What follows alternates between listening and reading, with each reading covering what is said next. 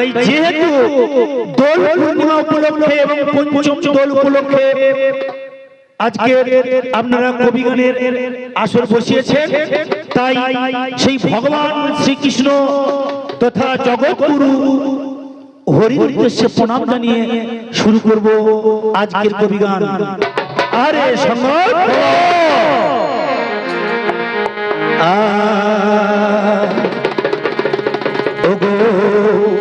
ও হরি তোমারে রাঙা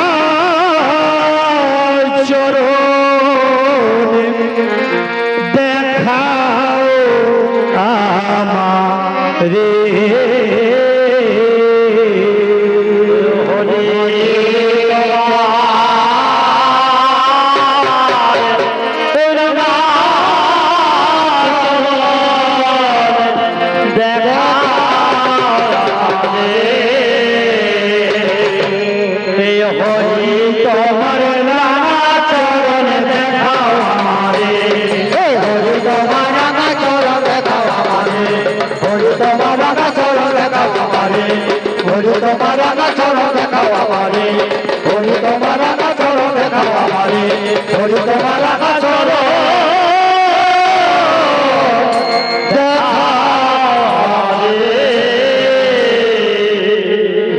তাই বলছি হে ভগবান, তোমার ওই রাতুল চরণ দুখানি, তোমার ওই রাঙা চরণ দুখানি আমাকে তুমি দেখিও, কারণ তোমার ওই চরণ রাঙা চরণ দুখানা পাবার আছে কত মুনি, কত ফকির, কত অলি, কত আউলিয়া, কত সাধু, কত সন্ন্যাসী, তারা গৃহত্যাগী হয়েছেন, দেশ বিদেশে ঘুরে বেরিয়েছেন।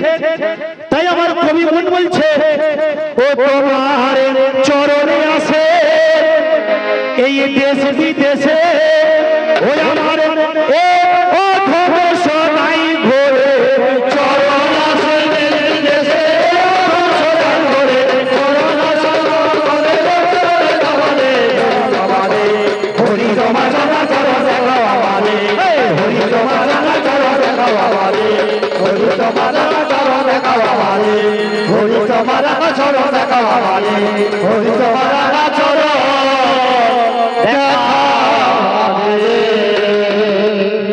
ঠাকুর, তুমি তো মা যশোদার নয়নের মণি আর রাধারানীর প্রেমের খনি, তাই তুমি মা যশোদার নয়ন মণি, ওই আমার রাধারানীর প্রেমের খনি, রাধা যশোদার নয়ন মণি, রাধারানীর প্রেমের খনি, তুমি মা যশোদার নয়ন মণি, ওই আবার রাধা রানীর দিলের খনি, মা যশোদার নয়ন মণি,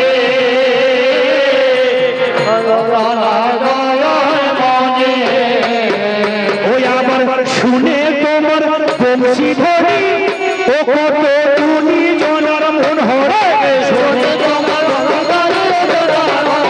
শুনে তোমার বংশী ধরি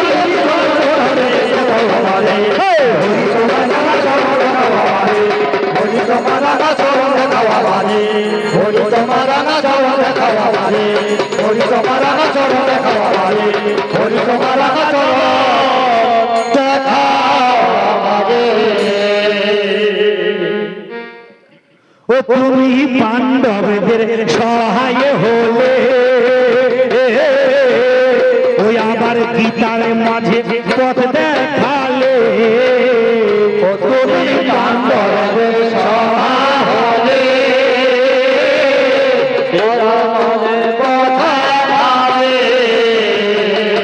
হে আমার নন্দদুলাল, আমি মহাভারতের মাঝখানে দেখতে পাচ্ছি কুরুক্ষেত্র সমরাঙ্গনে তুমি পঞ্চ পাণ্ডবদের সহায় হয়েছ, আর গীতার মাঝে তুমি আমাদের এই সমস্ত সনাতন ধর্মাবলম্বী মানুষ, শুধু তাই নয় এই বিশ্বের প্রত্যেকটি মানুষকে তুমি আমাদের কি করা উচিত কি করা উচিত নয় সেই সম্বন্ধে তুমি আমাদের পথ দেখিয়েছো। তাই আমার কবি মন বলছে ও তুমি পাণ্ডবের সহায় হলে, ওই আবার গীতার মধ্যে পথ দেখালে, তুমি পাণ্ডবের সহায় হলে,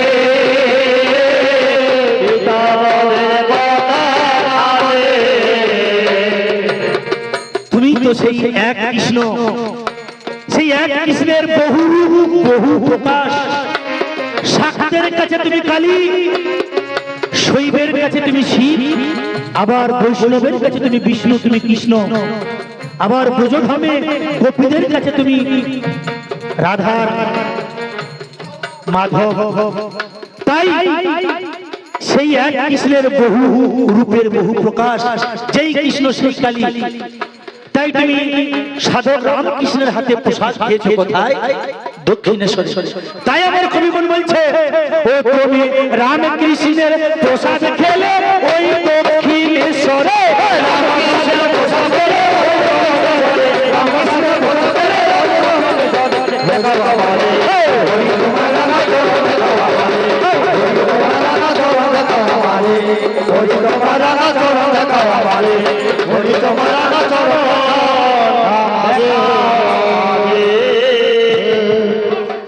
তাই আমি তব পদে পড়িলাম, পদে পড়িলাম, হে আমার ঘনশ্যাম, ওই আমি তব পদে পড়িলাম, হে আমার ঘনশ্যাম, তব পদে পড়িলাম। যাক, আমি আমার বন্ধন এখানেই রাখছি। সেই ঠাকুরের কাছে প্রার্থনা করি, ঠাকুর তুমি তো সমস্ত কিছু হত্যা বিধাতা, তুমি স্থিতি লয় প্রলয়ের মালিক। তা আজকে ওয়েদার তুমি ঠাকুর ভালো রেখো, কারণ কাল থেকে আমরা এখানে আমার সমস্ত টিম পৌঁছে গিয়েছিল, এই ওয়েদারের জন্যই হয়নি। আবার আপনাদের কথা মতো আমার পাশে যিনি বিপক্ষ পাল্লাদার আছেন, এই ছেলেটির বাড়ি এখান থেকে প্রায় 300 কিলোমিটার দূরে, বাড়ি বীরভূমের লাভপুর থানা, বুঝতে পেরেছেন? বোলপুর আমোদপুর পেরিয়ে। এনার নাম হচ্ছে সায়ন মণ্ডল, এমএ বিএড করা ছাত্র, ভূগোলে মাস্টার ডিগ্রি করেছে, চাকরি বাকরির চেষ্টা করছে। এখন কপাল খারাপ যে হয়নি, এবং কবিগান ভালো করে। আমি বললাম, ভাই তুমি যদি আসতে পারো? বললো, হ্যাঁ দাদা আমি অবশ্যই যাবো। তো সেই অত দূর থেকে এসেছে, ওই জন্য গানটা ঠাকুর তোমাকে শোনাতে পারে। আজকের এই আবহাওয়াটা যেন দয়া করে ভালো রে,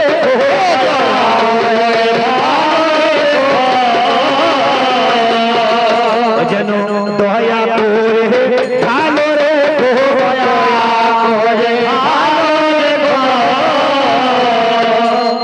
তাই কবির কথা কাব্যে কথা, ওই আমার কবির কথা কাব্যে কথা, ও দেখুন ছন্দ করা চাই, ও দেখুন ছন্দ শক্তি না থাকিলে বাবারে কবি হবে নাই। তাই গত পরশুর কথায় আমার পড়ে গেল মনে, ওই নাম মিলন বাবু কল করিল আমার মুঠোফোনে। ও মোদের গতকালের দিনটা দেখো, ধার্য হয়েছিল কবি গানে গাইবার জন্য, ও দেখুন যোগ্য সাদল। কিন্তু গতকাল প্রাকৃতিক বিপর্যয়ের ফলে কবি গানটা হয়নি বাবা এই সভাস্থলে। আজকের গোবিন্দের কৃপা যদি হয় বাবারে, গানখানা পরিবেশন হবে যে নিশ্চয়। তাই 10 রূপী নারায়ণ সব, তাই নররূপী নারায়ণ সব, যারা আজকে এসেছেন আসলে সেই 10 জনের চরণ ধুলি তুলে নিলাম শিরে। কেননা 10-এর মাঝে নারায়ণ, এটা আমি শুনতে পাই। তাই 10 জন যেখানে নারায়ণ সেখানে, এটা পুরাণের বাণী ভাই। তাই 10 জন কৃপা যদি করেন আমায় যদি বাবারে, সেখানেতে নেমে আসে আমার দয়া বিধি। তাই বেশি কথা বলে আমি সময় নষ্ট তো করবো না, ডাইরেক্ট চলে যাব কবির আলোচনা। গত 3 বছর ধরে এখানে কবি গান হলো, সে কাল আর একালেতে ওই আমাদের আলোচনা হইল। তারপরের বছরে হাইরে মরে যাই, ধর্ম আর অধর্মে কবি গান হয়। গত বছরের মধ্যে পালা হয়েছিল পুরুষের প্রকৃতি বসুধা দল, এইভাবে কিছু পালা হয়ে গেছে জানি। এ বছর কোন পালাতে গান শুনবেন শুনি।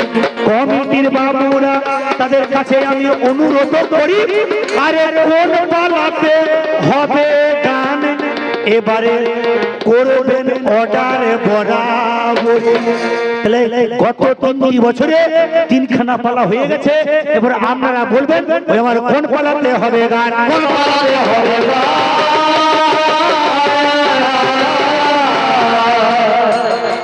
যারা আছেন খুব তাড়াতাড়ি বলুন, কারণ ওয়েদারের অবস্থা তো বুঝতে পারছেন। বেশি দেরি না করে তবে আমি একটা কথা বলবো।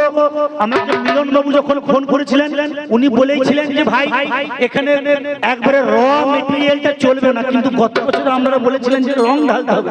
সে আমার যিনি পাল্লাদার ছিলেন তিনি কাঁচা রং ঠেসে দিয়েছেন, বুঝতে পেরেছেন। যাই হোক, তো এবারে বলছেন রং ঢাললে চলবে না। এই আপনারা যখন কীর্তন গান শোনেন তখন দুহাত তুলে হরি বলে ভক্তিতে আমাদের চোখে দিয়ে ভক্তি অশ্রু বাড়ি ঝরে পড়ে। এখন আপনারা বলুন যে ভাব মার্গের গান শুনবেন, মানে ভক্তি মার্গের গান যেখানে অনেক কিছু শাস্ত্র কথা আলোচনা হবে, তার মাঝখানে আমরা হয়তো একটু রঙ্গ রসিকতা করলাম, সেই রকমের গান শুনবেন না। এই কিছুক্ষণ আগে কয়েকজন বলছো না রঙ্গ রসিকতা করতে হবে, কারণ খুব তাড়াতাড়ি বলুন, কারণ আপনি কমিটির লোক করেন তো। ভেরি গুড, ভক্তি মার্গের পালা। তাহলে ভক্তি মার্গের পালা আমি 2-3টে বলছি, কারণ হচ্ছে কি বলুন তো, এই কবি গানটাকে মানুষ এই মানুষের চাহিদার জন্য আপনাদের কথা মাথায় রেখেই আমাদেরকে সেই রকম রঙ্গ রসিকতা করতে হয় যে মানুষ হয়তো ভাবে যে কবি গান হয়তো এরকমের বাজে ভাষা বা খারাপ ভাষায় আলোচনা হয়। তবে যদি চান আমরা ভক্তি মার্গেই চলে যাব।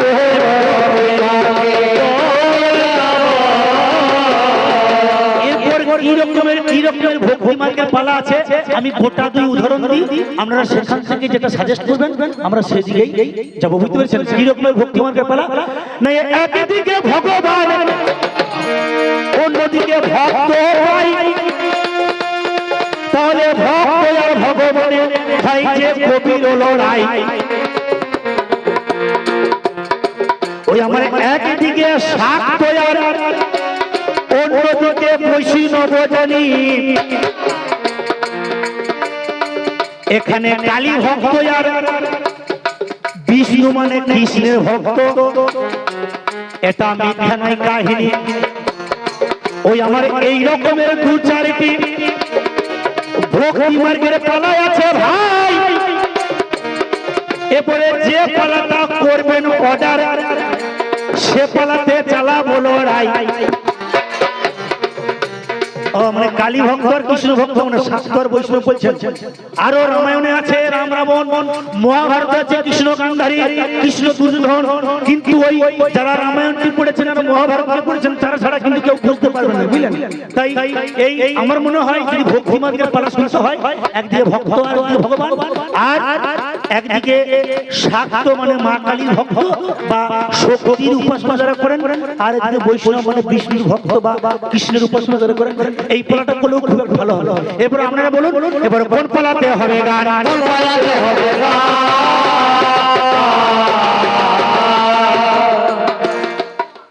আচ্ছা, ভেরি গুড। তাহলে এখানে আজকে এই 10 জনের আদেশটাকে শিরোধার্য করে নিয়ে আমরা কোন পালাতে যাচ্ছি না, একদিকে ভক্ত আর একদিকে ভগবান, তাই না?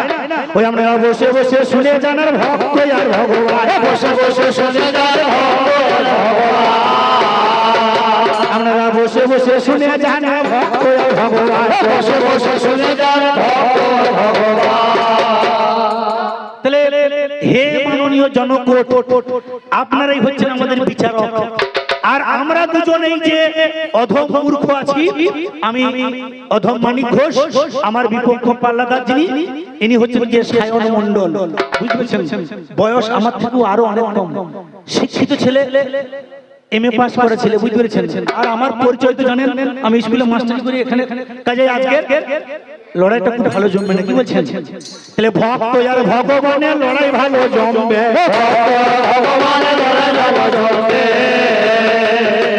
আপনারা করেছেন একটি অর্ডার, এরপরে টেনে দিন ভক্ত আর ভগবানের মাঝে একটি বর্ডার, নাকি? আমি যদি নিচে ভক্ত সাজি তাহলে আপনারা কিছু না বললেও এই এতক্ষণ ধরে আমি ওকে ভাই বলে সম্বোধন করছিলাম, তাহলে উনি কিন্তু আমাকে ছাড়বেন না, ভাববেন যে হয়তো আমার ভক্তের ভূমিকাটি ভালো জানা আছে। আবার আমি যদি নিজে থেকে ভগবান সাজি তাহলে উনি বলবেন হয়তো আমি এটি ভালো জানি। তাহলে আপনারা করেছেন একটি অর্ডার, এবার টেনে দিন ভক্ত আর ভগবানের মাঝে বর্ডার, নাকি? মানে আমি কোন ভূমিকায় দাঁড়াবো?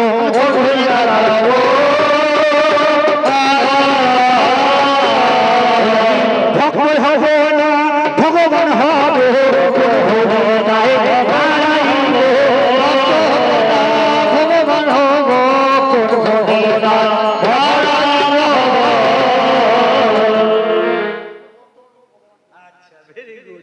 তাহলে আমাকে বলছে গিয়ে কি ভক্ত আর আমার বিপক্ষ পাল্লাদার যিনি আছেন তিনি হচ্ছেন গিয়ে ভগবান।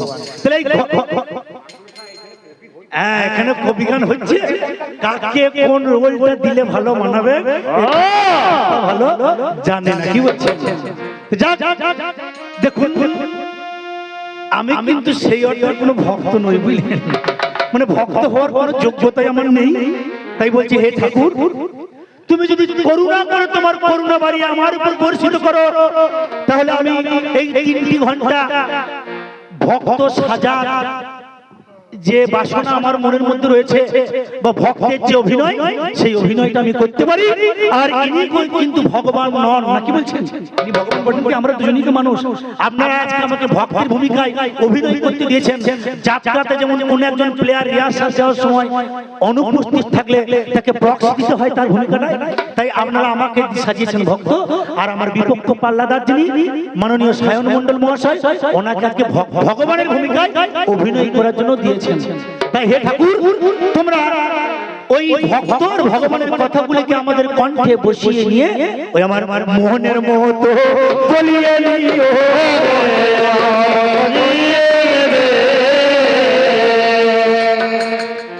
তাহলে শোনো শোনো প্রাণ মাধব,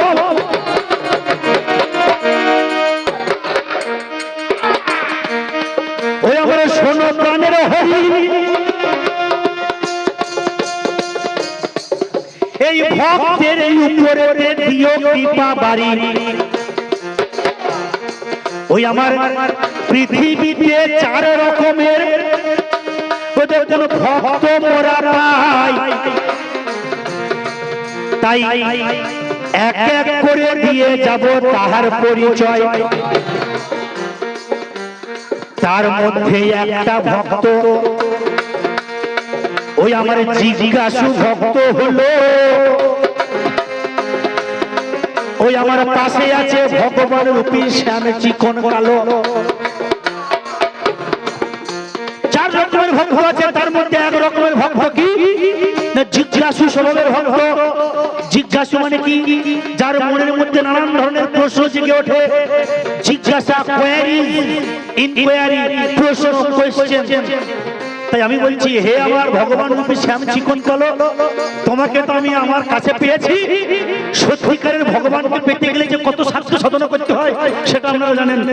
তাই আজকে আমি যখন এই মানব রূপী ভগবানকে আমার পাশে পেয়েছি, আমি জিজ্ঞাসু স্বভাবের ভক্ত হয়ে কিছু প্রশ্ন আমার মনের মণিকোঠায় জমা হয়েছে, সেই প্রশ্নগুলি আমি এই ভগবান রূপী শ্যাম চিকন কালো তথা কৃষ্ণের কাছে ওই আমি যতন করে জেনে নেব,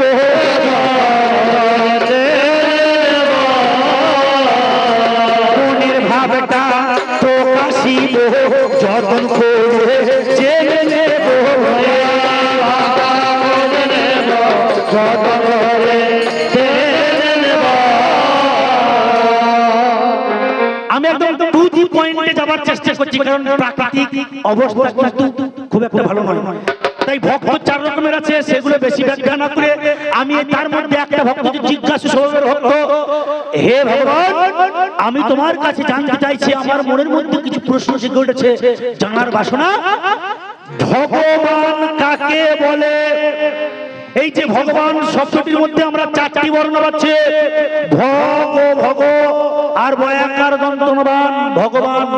তাহলে একটা হচ্ছে ভগ আর একটা হচ্ছে বান। তাহলে ভগবান কাকে বলে এটা জানতে বড় হয় বাসনা।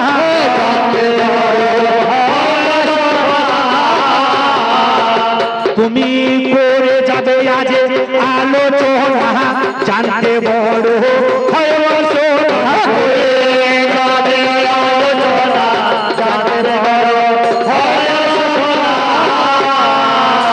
তাহলে আমার প্রথম জিজ্ঞাসা, ভগবান কাকে বলে? আর কি কোন কোন গুণ থাকলে তাকে ভগবান বলা যায়? ওই আমি পুরাণ মাঝে শুনিতে পাই, ওই আমার প্রাণের ভগবান, ভগবানের মধ্যে কিছু গুণ থাকে, সেটা রয়েছে প্রমাণ। ওই আমার কোন কোন গুণ থাকিলে ও তাকে ভগবান বলে, ও তুমি যত্ন করে বলে দিও আজকে সবার স্থলে।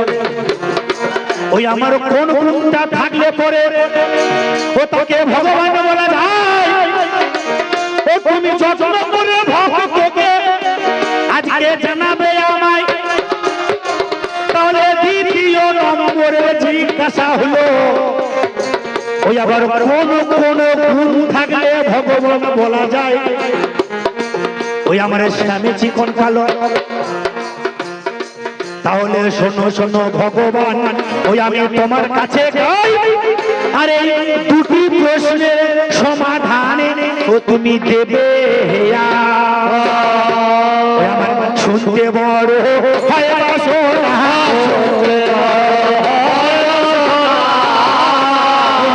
করে যাবে আজ আলোচনা, শুনতে বড় হয় বাসনা, করে যাবে আলোচনা, শুনতে বড় হয় বাসনা। আর আমি তো এই পুরাণের মাঝে দেখতে পাচ্ছি, সত্য, ত্রেতা, দাপর, কলি, এই চারটে যুগেই আমি দেখতে পাচ্ছি ভগবানকে চিনিয়েছে কে? আচ্ছা, আমার কথাগুলো স্পষ্ট বুঝতে পারছেন? এই যে ভাই একটু চুপ করলে ভালো হতো না। এই ভগবানকে চিনিয়েছে কে?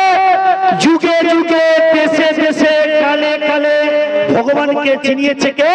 এই ভক্ত। নাকি বলছেন? ভক্ত না থাকলে ভগবানকে কেউ চিনাতে পারতো? এই যে ভগবান সত্য যুগে আমরা দেখতে পাচ্ছি, এই যে নরসিংহ রূপ যে ধারণ করে তুমি ভক্ত প্রহ্লাদের কাছে এসেছো, সেই ভক্ত প্রহ্লাদ যদি না থাকতো, আমার মনে হয় ওই নরসিংহ রূপটা জগতে প্রকাশ পেত না। তেতার মাঝে আমি দেখতে পাচ্ছি এই গুহকণ্ডাল, তেতার মাঝেও দেখতে পাচ্ছি ভক্তের জন্যই, অর্থাৎ হনুমানের জন্যই ভগবান শ্রী রামচন্দ্রের ওই যে রূপের প্রকাশ। দাপরের মাঝেও অর্জুন নামক ভক্তের জন্য তুমি পৃথিবীর মাঝে গীতার জ্ঞান প্রকাশ করে গেলে, যদি না অর্জুনের বিষাদটা হতো যে হে ভগবান, আমার বিপক্ষে যারা লড়াই করছে আমি দেখতে পাচ্ছি তারা আমার জেঠুর ছেলে, আমার আত্মীয়, আমার জ্ঞাতি, আমার রিলেটিভ, ওদেরকে আমি কেমন করে বধ করি।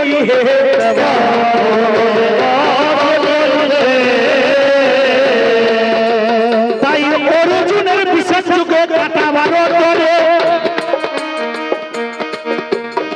ওই আমার মহাভারতের কুরুক্ষেত্রে জ্ঞানে দান করে, ওই আমার মহাভারতের রণাঙ্গনে ভগবানের জ্ঞান যে দান করিল, সেই জ্ঞানে পৃথিবীতে ওই আমার গীতা নাম যে পেল।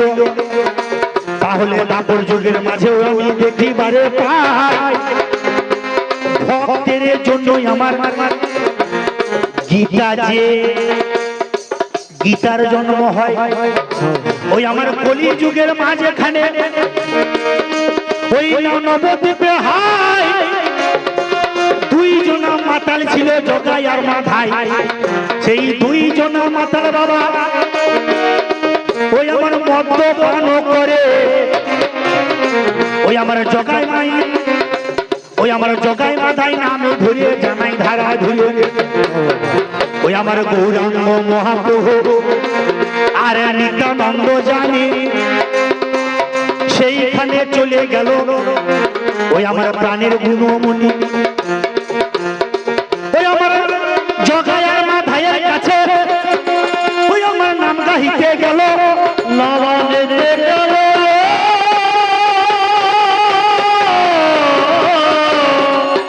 নবানেতে গেল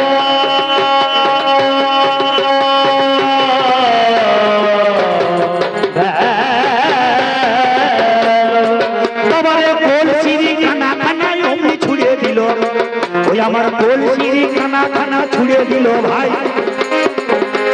ভগবানের কপালেতে অমনি লেগে যায় ভগবানের কপালেতে যখন লেগে গেল বাবারে রুধির ধারায় আমার পড়িতে লাগিল ওই আমার রক্তপথ যখন আমার হচ্ছিল রে ভাই সুদর্শনকে ডাকি দিল শ্রীকৃষ্ণ কানাই সঙ্গে সঙ্গে সুদর্শনে অমনি চলে এলো আরে জগাই মাধাইয়ের জন্য ভগবানের রূপটা প্রকাশ পেল হে ভগবান চারটে যুগের মাঝখানেই আমি দেখতে পাচ্ছি এই ভক্তের জন্যই ওই আমার ভগবানের বহিঃপ্রকাশ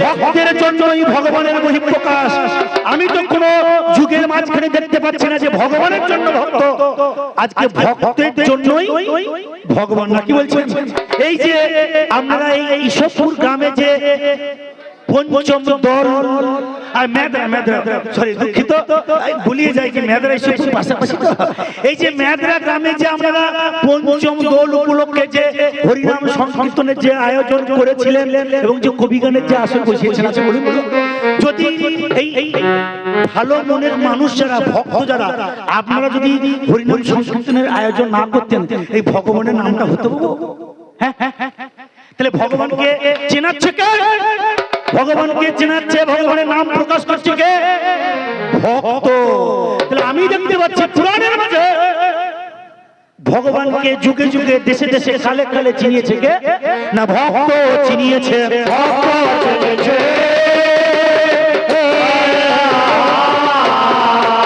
আমার জন্যই তোমার রূপের বহিঃপ্রকাশ আমি তোমাকে জগতের মাঝখানে চিনিয়েছি তাই তো সেই সুন্দর বাউল গানটা আছে বুঝলেন আমরা তো অনেক মানে ভাজলাম মারা গান শুনেছেন গত বছরে প্রচুর রঙ্গরসিকতা হয়েছে দয়া করে এবছরে একটা ভালো ছেলে এসেছে ভালো ব্যাখ্যা করবে আমি প্রশ্নগুলো আমাকে করতে দিন আশা করি ভালো লাগবে অন্তত কিছু হরি কথা আপনারা শ্রবণ করুন পরে যাবার জন্য এই যে কড়িটা এই কড়িটা সঞ্চয় করুন বুঝলেন তাই বলছে জগাই মাধাই না থাকিলে ওরে নিতাইকে কি চিনতো লোকে জগাই মাধাই না থাকলে গৌরাঙ্গ মহাপ্রভু আর নিত্যানন্দ মহাপ্রভুকে কি কেউ চিনতে পারতো কেউ চিনতে পারতো না তাহলে আমি বলছি হে ভগবান তুমি আমার প্রণম্য তুমি আমার নমস্য তোমার জন্যই আমি আজকে গৃহ ছাড়া তোমার জন্যই আমি আজকে শ্মশানবাসী তোমার জন্যই আমি আজকে ঝোলা গ্রহণ করেছি তোমার জন্যই আমি মালা গ্রহণ করেছি তোমাকে বাবার জন্যই তা আমি তোমার নাম থেকে যুগে যুগে প্রকাশ করেছি তুমি আমার জন্য কি করেছো এটা শুনতে বড় হয় বাসনা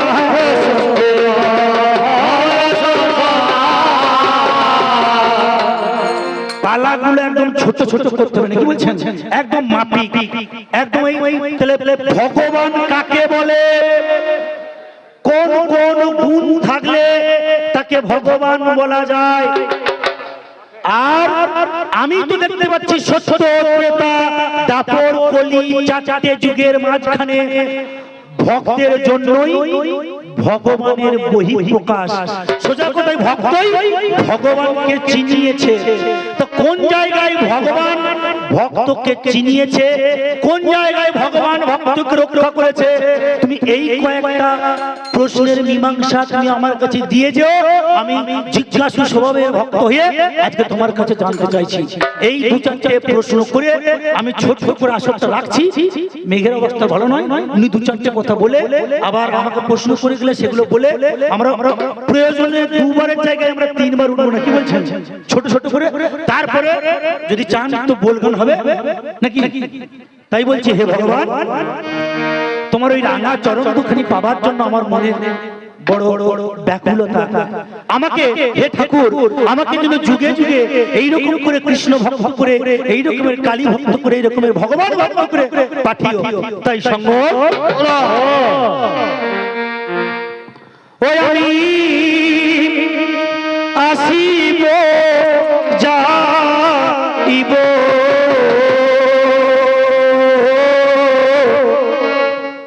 ও তোমার সে দিব, ওই আমি হইব চরণের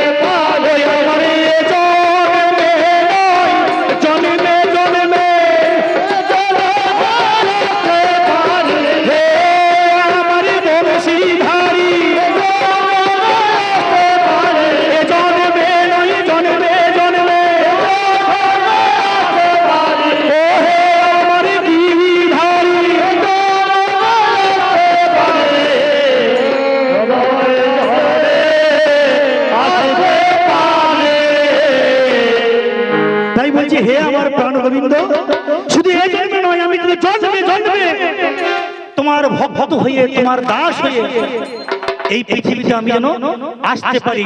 আর আমার শেষের দিনে তোমার ওই রাঙা চরণ যুগলখানি দেখিয়ে রাধারানীকে বামে বসিয়ে আমার শিওরে তুমি সেদিন যেন অবস্থান করো, যেন এই রাঙা চরণ যুগল দেখে আমার এই জন্মের অন্ত ঘটে।